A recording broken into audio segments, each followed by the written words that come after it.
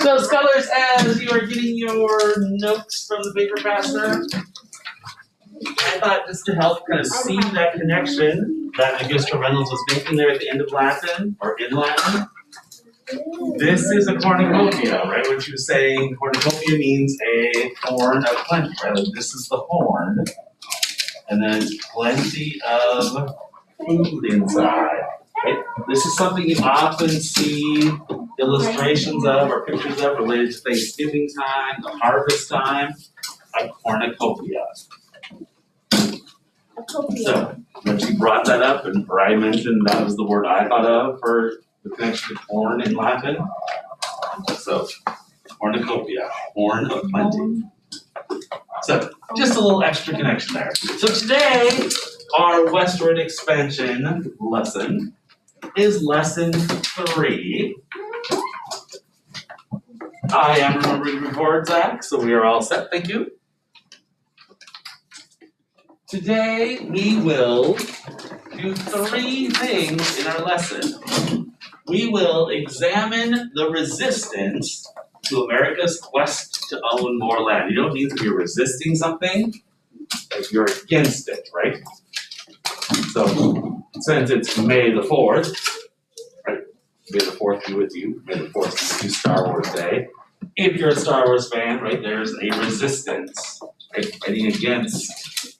So, the resistance, the fighting against America's quest to own more land, the mistreatment and trickery used against the indigenous people, and you'll hear the story today of Tecumseh, an important indigenous person who tries to stop America's quest. So, hopefully we can get through all of those things. And for my on-site scholars, my homeroom, we will get to our voting on country name. But first, the lesson. So I say name on, you say lesson 3. Name on. Name on. So double check that your name is on lesson 3 as we get started. So today's scholars really connects to this resistance.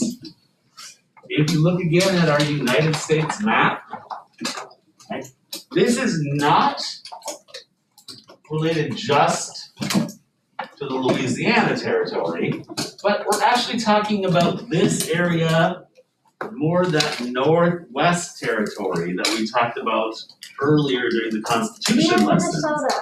So this area primarily, right? Ohio, Indiana, Illinois, that area where we're going to see the first resistance.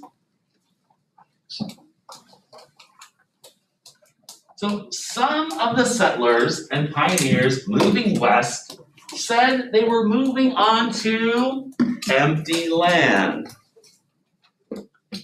Right? You might remember some of them were moving there to farm. Some of them were moving there to hunt and trap.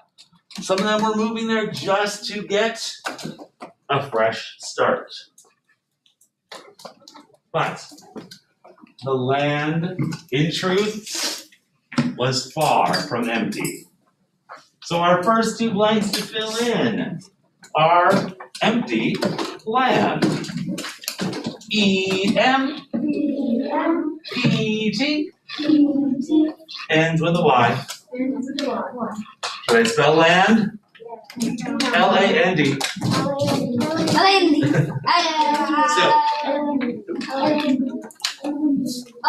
Scholars, I'm recording today's lesson for the off-site scholars, so if we're going to waste their time, that's really unjust for them. One thing to waste your own time. So if you're off-site, remember you're not having to fill in those notes, but you'll have some questions at the end. So you'll hear us spelling a few things, filling in some notes along the way. So scholars, I just ended with, in truth, the land was far from empty. So this empty land that settlers, pioneers, farmers think they're moving to isn't actually empty. Who's there? Right? The indigenous people, the Native American tribes that have been living here on the land long before British settlers came, Europeans came to settle in that same land. So you are absolutely right. As they said, who was living there? Just tell someone in your family. That's a good thing. Don't all run home right now and tell someone in your family. Yay! But offsite scholars, find someone in your family you can tell that to. Who is already living on the land? Native Americans, right? The indigenous people were living there. But it seems that Americans moving onto that land to settle, to farm, to hunt, to trap, didn't really have them in mind. They thought, empty land. No Americans living there. But we now know, right, that was not true. So Native Americans have been living there already for hundreds of years. So our next blank, that first bullet point is hundreds. H-U. A-U. N-D. N-D. R-E. R-E. D-S. D-S. So hundreds of years they had been living in these areas where America's now claiming the land, moving there, thinking it's empty, no one has been living there. Native Americans, the indigenous people, had been winning several battles against the United States Army during this time when the U.S. was expanding to the west. But in probably the most famous of those battles so far, a battle that's called the Battle of Fallen Timbers, which took place in 1794, they were forced to give up almost all their land in what is today Ohio. So if you look here, scholars, right, this pink on our map, Ohio.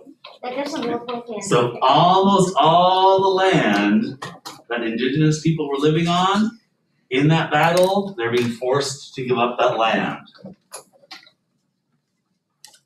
Think about that for yourself, right? Someone coming to try to take where you live.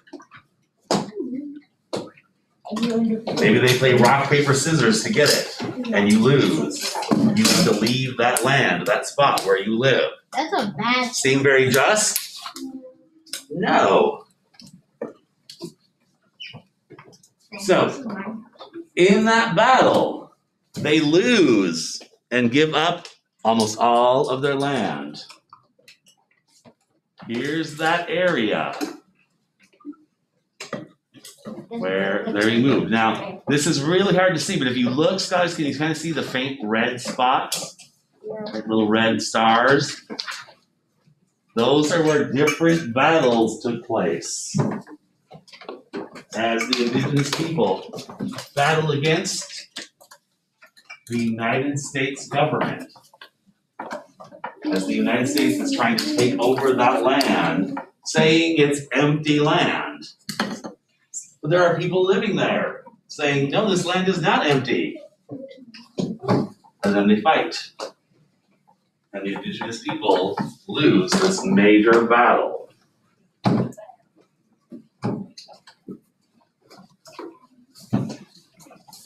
So, what was our next word? Should I back up a moment? They were defeated. So right by that map, everyone, there's a blank, right? Just to the left of the map. This is defeated.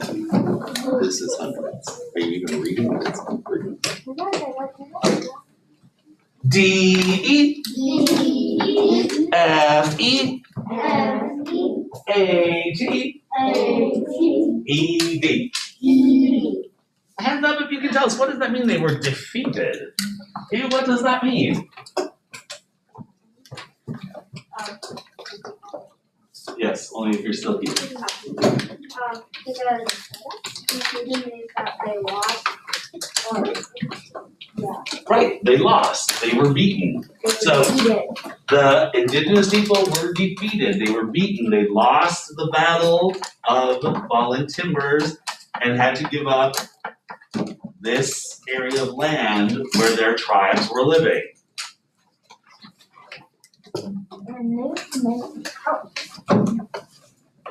When the Native Americans, the indigenous people, were moved off the land, many settlers moved onto the land. Right? Anyone remember those reasons I just mentioned? Why were settlers wanting to move on to that land? What was one reason, Sajid? They were getting a new fresh start. Right, some of them just wanted that fresh start, a new place to start over. Absolutely true. What was another reason? Zach? They wanted a job. Some of them were seeking adventure, right? Just, hey, let's do this. Not many people are doing it. That sounds very adventurous, very daring. Why were some other people wanting to live in this area? Liam? For farming. The farmland. Remember, this area by the Mississippi River and the Ohio River, rich soil for good farming and hunting and trapping. Right? So as soon as the Native Americans, the indigenous people, were forced off that land, pioneers, settlers, started just moving on to it for all those reasons we just named. So, with more people coming to settle the land, anyone remember, before I even put this information up, what has been happening in different territories when the population increases? Think about it we talked about it with Kentucky, we talked about it with Tennessee, we even talked about, right, this area, the Northwest Territory that later becomes Wisconsin, Michigan, Illinois, Indiana, Ohio. Jason, what happens when the population gets to a high enough number? They get to become a state? Absolutely true. So, with all these settlers now taking this empty land, that wasn't really empty, the population's going up in the territory. So not long after people are moving there, settling there, Ohio has enough people to become the 17th state in the United States. State number 17. Uh-oh, I feel like we have a blank way back from the Battle of Fallen Timbers, everyone. Yeah, In Ohio. So everyone catching that last blank right by the map? Capital O. Capital O. H-I-O. H-I-O. Good job. A lot of you already had that filled in before I even mentioned it. Thanks for tracking so well. So we're on the third bullet point. When the Native Americans were moved off the land, many settlers, right, moved on to the land. M-O. M-O. V-E. V. Ends with a D. Ends with a D. We just spelled moved. Not long after, we have Ohio again. Guess what, everyone? It's still spelled the same. Capital O. Capital O. H-I-O. H-I-O. Very quickly, who can tell us why is Ohio capitalized, Madeline? It's a specific name of a state, right? A proper noun. Excellent. Not long after,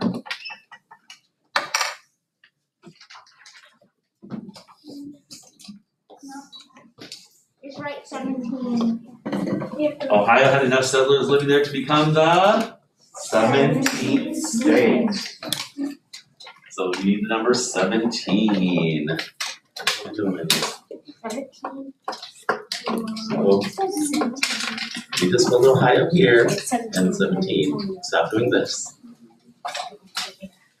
Let's pause for a quick moment. Everyone reach up, press your pause button.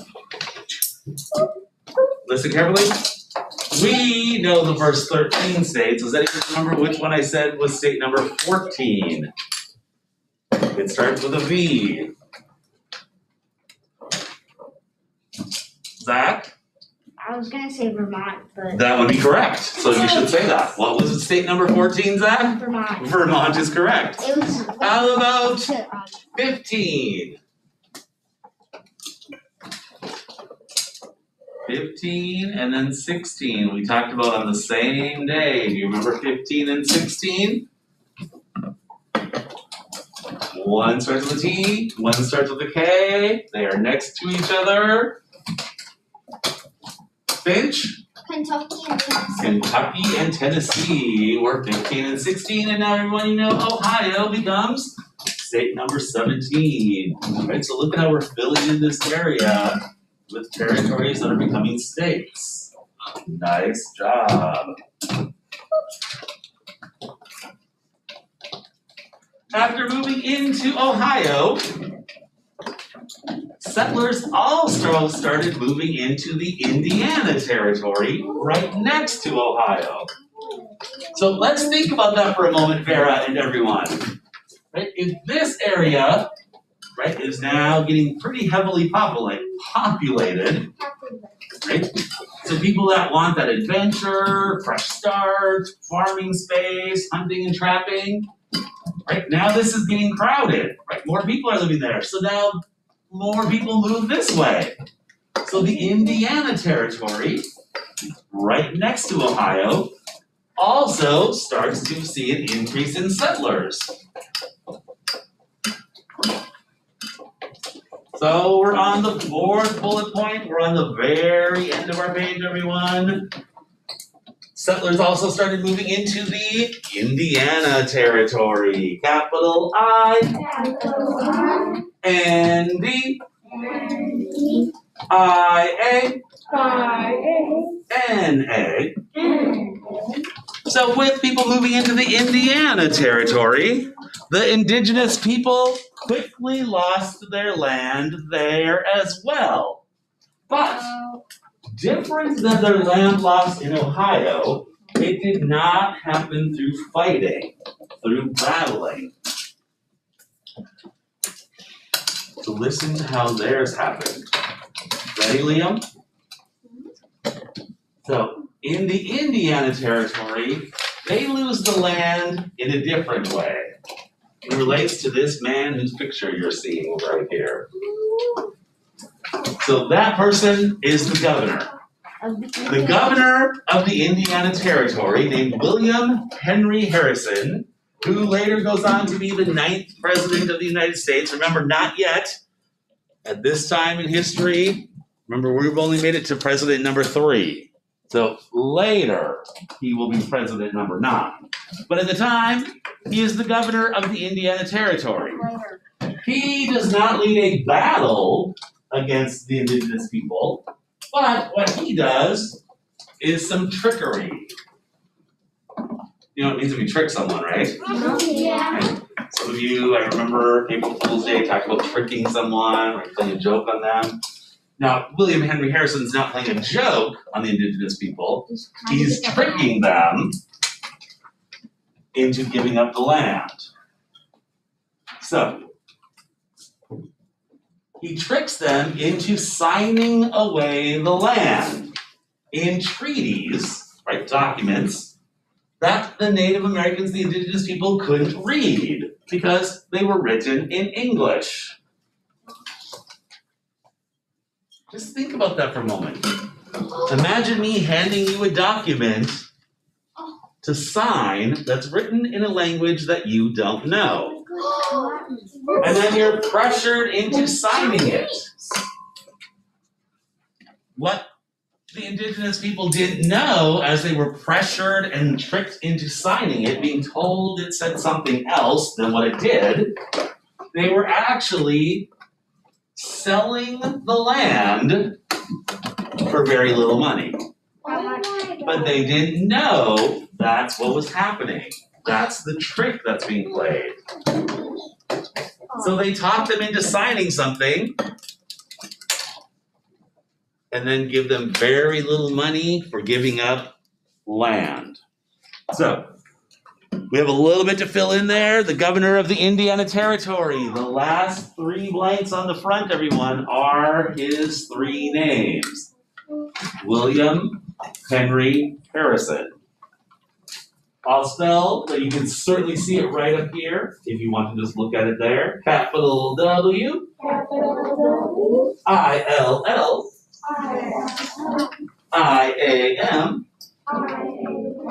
And then our next name is Henry, capital H. E-N-R-Y. And the third name, his last name, Harrison, capital H. A-R-R-I-S-O-N.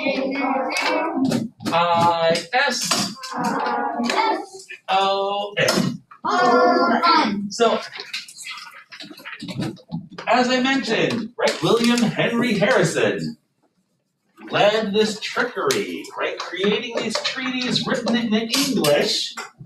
Now, scholars, right, if they were truly trying to do this in a legitimate, legal, fair, equitable way, right, they would have somebody there to be an interpreter, right, who could communicate the English to the indigenous people, letting them know what the document said. Is that what they did?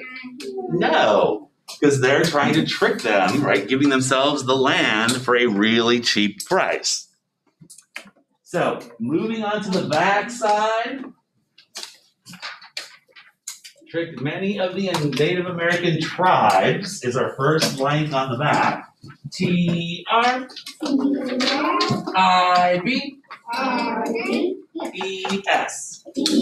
So tribes into signing away the land in treaties is our next blank that the natives couldn't read because they were written in English, which they didn't know. So treaties. Ooh, scholars, treaties is a Y to I rule. Like treaty ends in a Y. I mean, treaties, we would change that Y to an I. T-R-E-A. Ooh, which reminds me of that phonogram that we had today in spelling. E-F-A, right? T-I-E-S.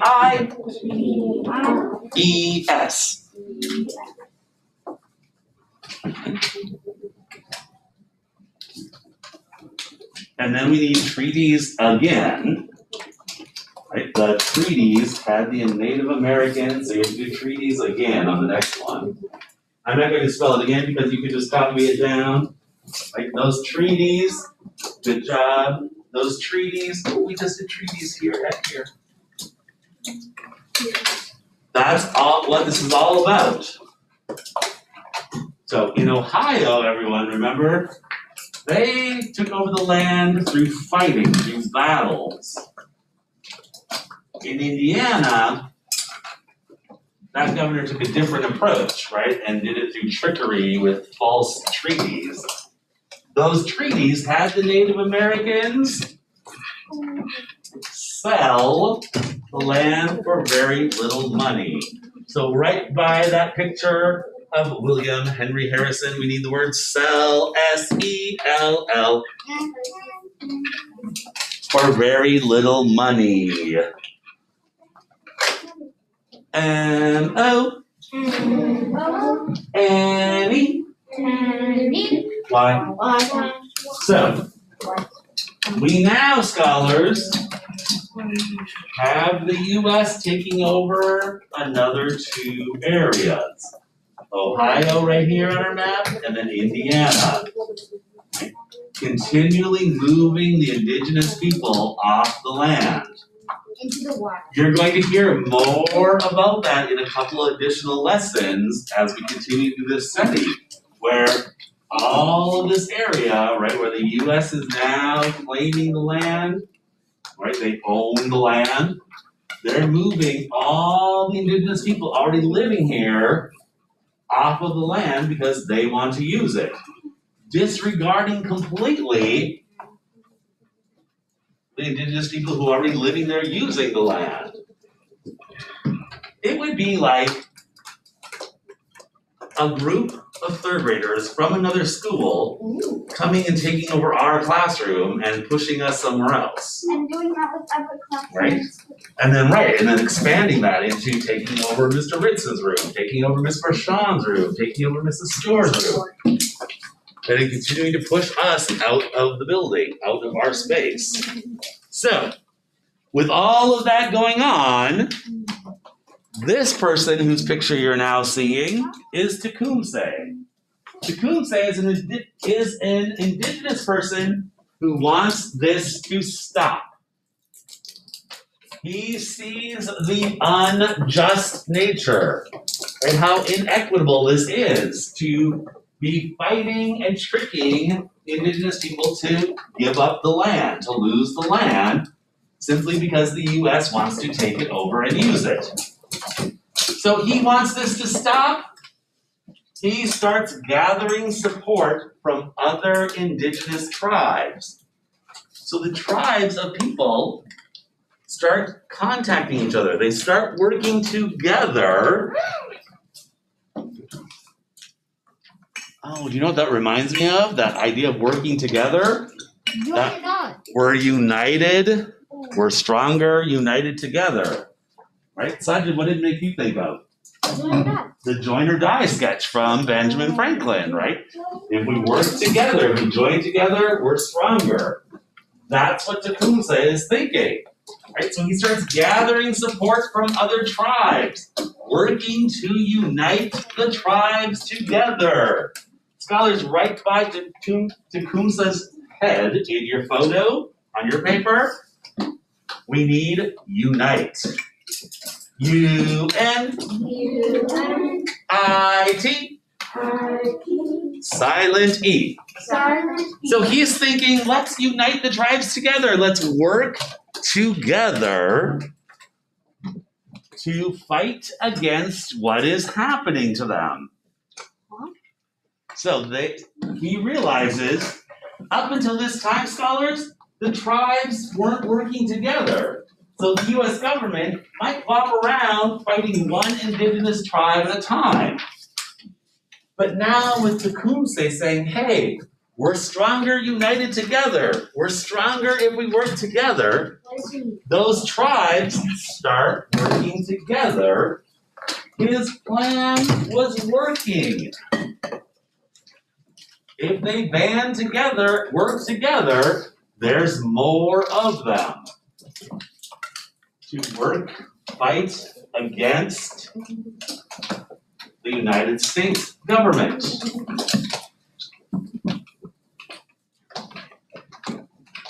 Let's think about that for a moment. Harvey, was his plan working? Yes.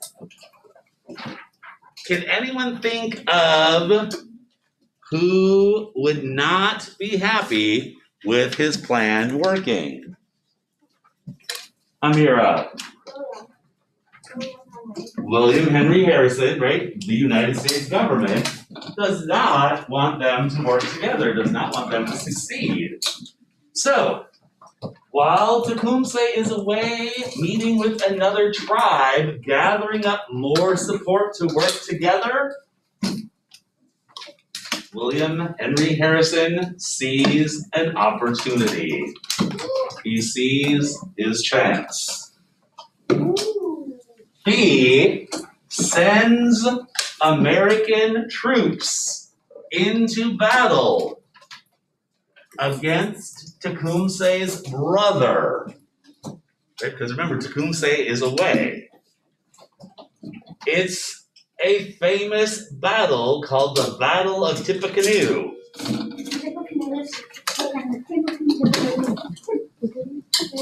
In that battle, scholars, Tecumseh's brother gets killed in the battle. The tribe suffers great loss. And then Tecumseh comes home, back from his trip to gather more support, to find out his village has been basically wiped out in this battle, that his brother has been killed. Tecumseh himself gets later killed in the War of 1812, which is another war between the United States and Great Britain. I know, everyone's thinking, what? There was just an American Revolution between what would be the United States and Great 10 Britain. years. But they fight again. Britain, what is So, the problem? later, Tecumseh was killed in the War of 1812, which is a war between the blank blank United States, capital U, Capital U, N I N T E D, I, and then states, capital S capital S, T A T E S. And who did I say they were fighting against in the War of 1812? Great Britain. Capital G Capital G, R E R, E, A T. A, T, And then the last blank right at the bottom there is Britain. Capital B capital B, R I R, I, T A T, A, I N. I, So scholars, remember our word in spelling today, certainly, that looked like certainly. That same thing happens with Britain. That's what You think Britain. retain. Britain. Certainly. So scholars, unfortunately, Tecumseh's death mostly ended any stopping of white man's quest to move west and take more land. So Tecumseh really did a nice job of like uniting the tribes of indigenous people together. But once he died, his dream, his plan of kind of uniting everyone died along with him. No one else kind of carried on that idea and worked to try to unite. So as our study continues, after Tecumseh's death, there's going to be more and more land loss for the indigenous people. We'll talk more about that land loss and some other land areas in a future lesson. So, as you're maybe working right now on your sketch and label, right? You have the Battle of Tippecanoe. You have the Battle of Fallen Timbers. Maybe you want to draw a picture of a peace treaty or a treaty being signed that's showing trickery, right? There's a lot of options there of what you could do. Maybe you want to illustrate Tecumseh, right? Meeting with some other tribes, some other indigenous leaders, trying to unite them together. As you're working on that sketch and label, scholars, plenty of time, so take your time with your sketch and label. Today, we examined the resistance to America's quest to own more land. Right? You were hearing about the fact that there's a group of people trying to resist that, trying to stop that from happening. We also heard about the mistreatment and trickery that was used against the indigenous people. Right? Trickery through treaties, fighting them, battling against them, attacking.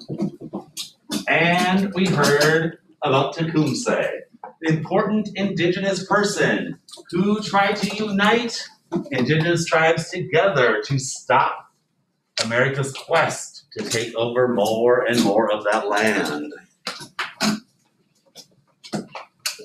So scholars, as you are working on that, off-site scholars, remember your task now is to open the attached Google form, answer your questions about today's lesson, go back into the video if you need to. Remember, click submit at the bottom of that Google form. Send those answers to your teacher. Thank you for joining us. We'll see you at the next lesson.